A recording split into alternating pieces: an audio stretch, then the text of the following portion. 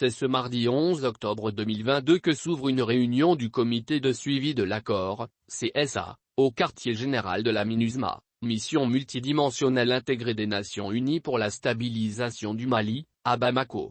L'un des objectifs de cette rencontre du CSA est de trouver les voies et moyens pour accélérer le processus de mise en œuvre de l'accord pour la paix et la réconciliation issu du processus d'Alger signé en 2015 à Bamako.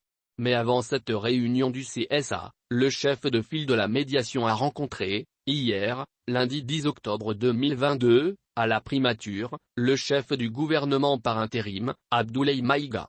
Nous avons évoqué des questions qui concernent le Mali, notamment la mise en œuvre de l'accord de Bamako pour la paix et la réconciliation issu du processus d'Alger.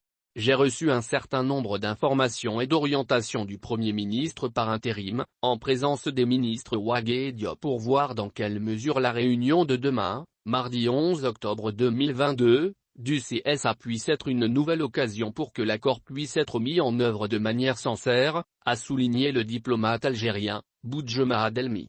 Le Premier ministre par intérim, le colonel Abdoulaye Maïga, a reçu, le lundi 10 octobre 2022, l'ambassadeur, envoyé spécial de l'Algérie pour le Sahel, Boudjema Adelmi. Au menu des échanges, la mise en œuvre de l'accord pour la paix et la réconciliation issue du processus d'Alger, à la veille de la réunion du comité de suivi de l'accord, CSA.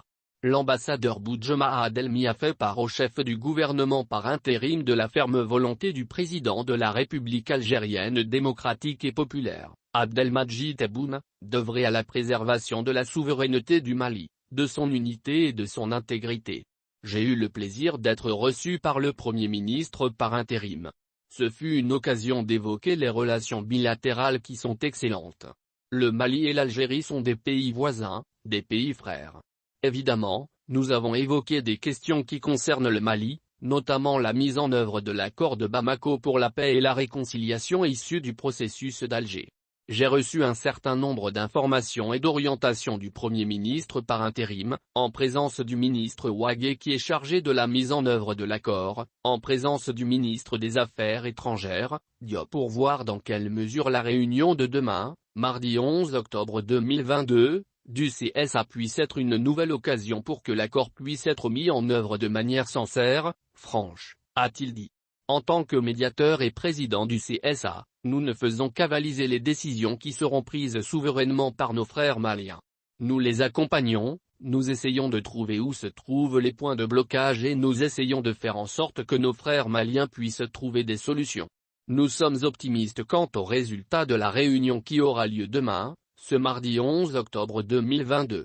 Par ailleurs, il a mis l'accent sur la réunion décisionnelle tenue en août 2022 à Bamako, qui a pris des décisions importantes. Nous insistons auprès de tous les partenaires, mais également auprès des signataires de l'accord, 3 principes. L'unité du Mali, l'intégrité territoriale de ce pays et la souveraineté dans la prise de décision politique, a précisé le diplomate algérien, Boudjema Adelmi. À ses dires, ce sont les 3 critères qui guident l'action du CSA. Selon la primature, le Premier ministre par intérim a, au nom du président de la transition, colonel Assimi Goïta et au nom du gouvernement, souhaité la bienvenue à son hôte au Mali.